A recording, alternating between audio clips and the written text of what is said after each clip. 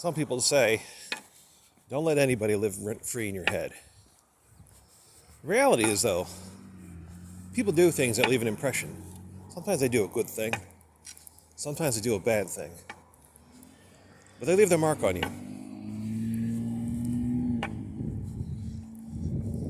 And the thought of this person or what they did comes up. And that's okay. See, we're human beings. We record information.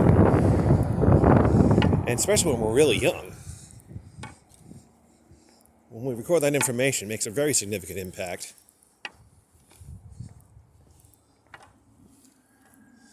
Think about people, especially young people, who are like sexually abused by their parents, beaten by their parents, harassed constantly at school.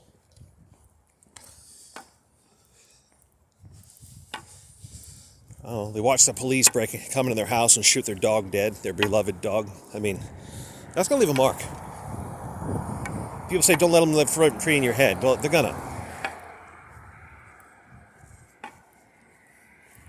And that's okay. You haven't done anything wrong. It's like blame the victim twice. First something bad happens to you, and then you're somehow at fault because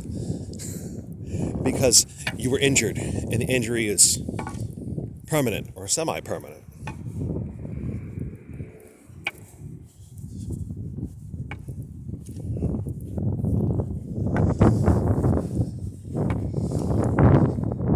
I know some people out there, you only live in the moment, from one moment to the next. You don't think about the past. You don't even think about something that happened 5 minutes ago. You don't contemplate the past. You don't realize that there's so much wisdom to be gained from reflecting on the past. And there's some people who, unfortunately, you experience someone who's a real piece of shit, or an angel. I'm talking about the piece of shit right now. And they exist as a form of emulated character in your mind. I have to admit, most of my life, people exist as emulated characters in my mind. Parents, siblings, old friends, newer friends, enemies.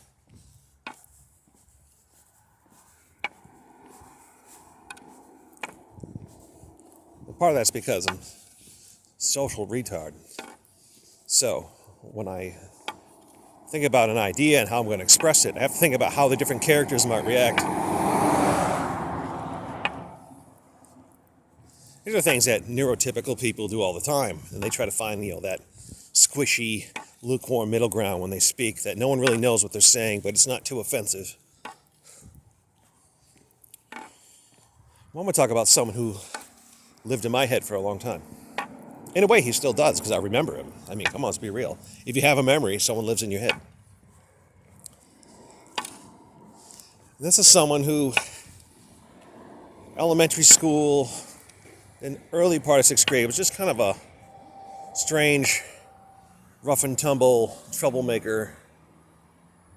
A little rough around the edges, but he, I considered him a friend at the time. And then he turned on me. And he brought some of the friend group with him, and they would just torment me constantly.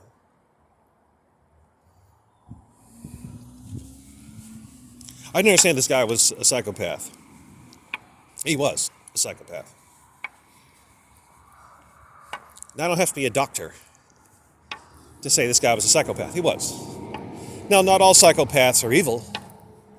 Some realize that they're psychopaths. They realize they have a defect, and then they just learn to function, with their limited emotional spread. They learn to function in a world where they just see everything as just inputs and outputs and nothing else. This guy was a deranged psychopath, and the more socially apt assholes and dirtbags, different gang of bullies, they didn't like him at all. They treated him like he had a disease. But he himself was just cruel and horrific to other people. It's kind of like in Charmed. If you ever watched that show, Charmed, not the new Charmed, the classic Charmed from the late 90s into the 2000s. You have different kinds of demons. And there was a hierarchy amongst them. Different flavors of evil, different types of evil, and some were just despised all the time. Like the warlocks. Everybody hated warlocks.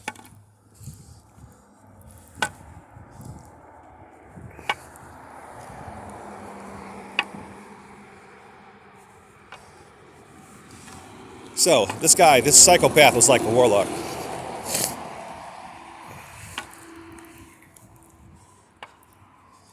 And he would mobilize others to harass me, to gauge all kinds of low-level violence, on and on. Couldn't very well fight him because he had all this backup. And he liked being punched. He liked being kicked because his own mother used to beat him with a broom, apparently. I don't know what else he went through. But, some people are just so rotten that violence doesn't deter them. I mean, you can watch videos of, hillbillies on meth, fighting with each other. And, they'll take kicks in the head like it's a pillow fight. They're used to getting kicked in the head. They're used to violence. They're used to getting the shit kicked out of them and just shaking it off. And whatever.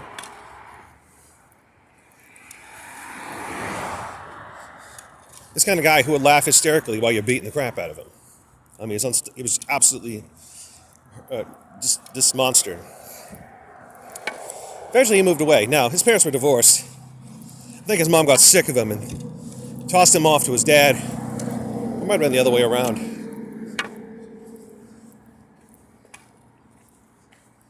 Came back briefly for a few months, and then he left again.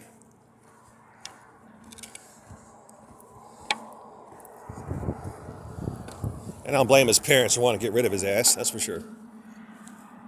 But I don't know what happened. All I know is that once I had my driver's license, I driving along. I thought he was in town again visiting either his mom or his dad. I saw him walking on the roadside, and my temptation was just to swerve over and crush him with the car. And I didn't. Didn't do it. I'll tell you that after knowing this man, I had nightmares about him the rest of my life. And I used to track his position on the internet. I used to look him up on People Finders. At least get an idea of where he was. And he's anywhere between all the shithole towns in one state and another state.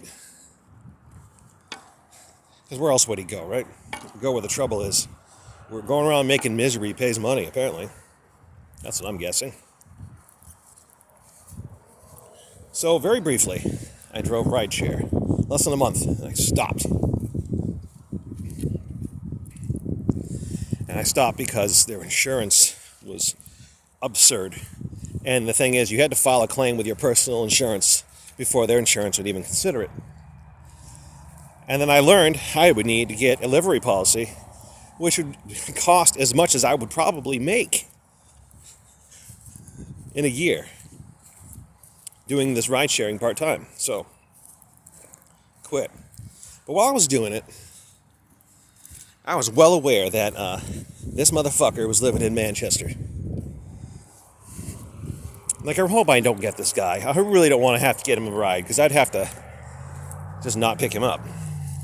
But I don't want to deal with him, because if I ever met him again, I'd be tempted to murder him. Now, I don't think it'd be murder. I think it'd be justice. But legally speaking, it would have been murder. It would have been killing outside of self-defense. So, I ended up getting a call, and the person requesting the ride had his name. And of course, my picture shows up on the app, so he knows what driver's getting. So he calls me, says, the ride's not for me, it's for my 3 friends. Take him to this place. Okay. Recognize it. It was him. That motherfucker. Whatever. Have courage. You're here to make money. So I'll go pick up these 3 junkies. And they get in, and they're whispering to each other. Being real shifty. The woman says, hey, you're driving in a rough neighborhood. You don't look like from around here. What are you going to do if someone tries something? I said, well, I'm just going to accelerate, crash the car, and kill everyone inside. That's what I'm going to do. After that, all the whispering and shit stopped. I really would have, too. I would have wrecked that car if anyone pulled a knife or a gun, tried anything. I got them to their destination in a dump part of town. And all my sympathies to the decent human beings who have to live in that dumpy part of town. They're just trying to get by. In that case, part of town's still a dump. Dropped them off, went about my business. Now, let's go back in time about 3 years. I heard a news report. This is when I was I was working overnights at the premier retail store in America as a stalker. I'm home from work, having a couple beers before I go to bed. Hearing news that he's been shot to death. I'm like, what? Double check that, went online. Yep. He and his companion were murdered. Someone went into their apartment or their house, wherever they're staying, and shot him. I was elated. I was absolutely elated. I threw a party right then and there. Had a couple more drinks. Fucking celebrated. Now, my roomie had knew rumors of this guy, but age-wise, we're so spaced out, she never had to meet him. She knew what he was like, only by reputation. It shows what a psycho he was if someone 8 years younger knew what a piece of shit he was. In any case, I celebrated. I felt a sense of justice. I felt a sense of closure. And after that, I didn't have nightmares about him anymore.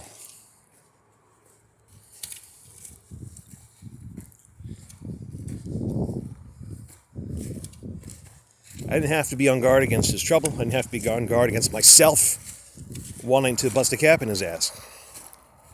He's dead and he fucking deserved it. And after that, I had a couple dreams about him after, but he was just a character. And I realized, you're dead. You're a character. Bye. And the dream would be over, or I'd move on.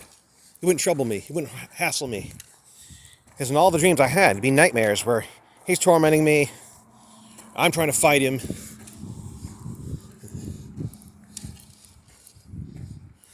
Anyway, so I thought I was done. I'm morbid curiosity. I'm like, I wonder what his obit looked like. So I go and look up his obit online, and he was being lauded for how many children he had. I'm wondering with how many partners. And then a couple of supposedly virtuous things he did. And mind you, psychopaths can learn to navigate the world. They take the temperature of the world around them. Like, well, how do I need to behave in order to kind of push forward without resistance? Well, that's what they do.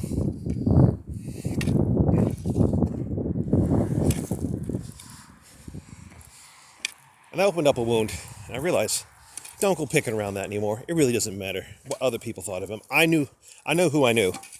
And whatever web of fucking deceit he wove around him, well, that's for them to sort through. It's not my job to sort through that. Now, I was injured. I had a psychological injury. And I lived with it.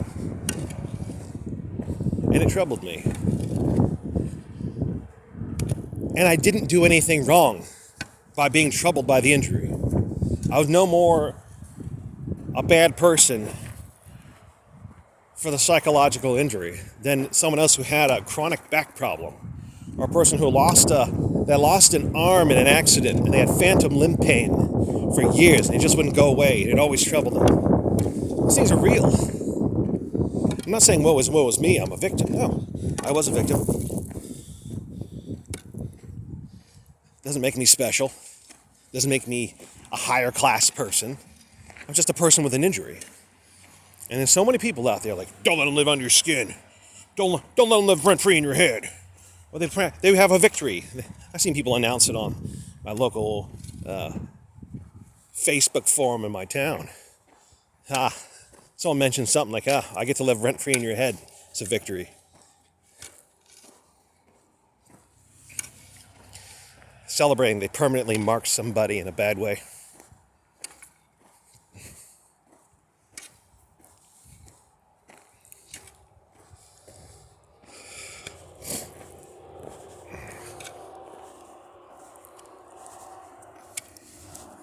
It's okay if someone lives rent-free in your head. Sometimes it could be something good. I can't think of any examples right now. Quite often injuries stick out more often than blessings. Yeah, they'll tell you, don't let anyone live rent-free in your head. At the same time, they're telling you, take cold showers every day and make sure you're fasting 72 hours every 2 weeks. Keep on grinding. You're invincible. You're a king. No, man. You're a human being. And if you want to do any of those things, that's your own business, of course. But sometimes you're just injured.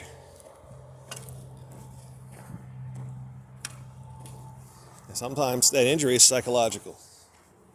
And it's okay. You know, maybe your parents touched you in a bad way. Maybe it was a teacher who abused you. Maybe as a boss who just found a weak spot, kept digging away at it, and there was nothing you could do because you needed to make a living. You couldn't just quit. You had to keep enduring.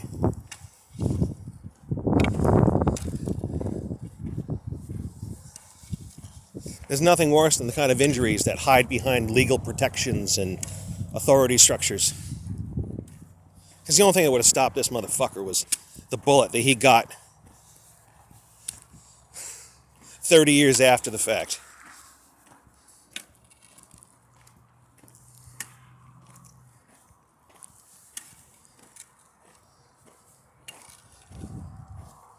I know I'll sound like a perseverating, because I am a little bit. I just want it to really stick in there. You do what you can to heal. You do what you can to move on. But sometimes it just gets stuck with you. And it's okay. Sometimes the only thing you can do is suffer, one day at a time.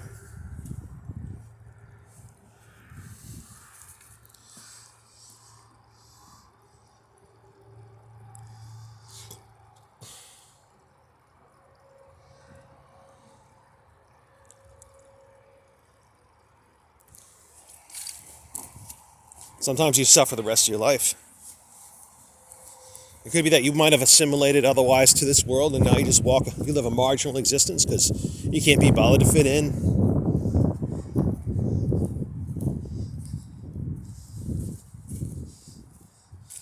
I mean, I was a brilliant guy in high school and ended up being an underachiever. By choice. Do I have to admit that certain events in my life influenced that choice? Absolutely.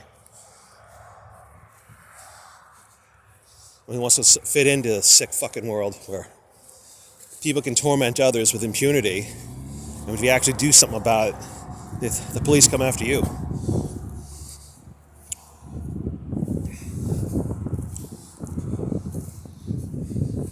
Okay, I guess that's my sermon for today.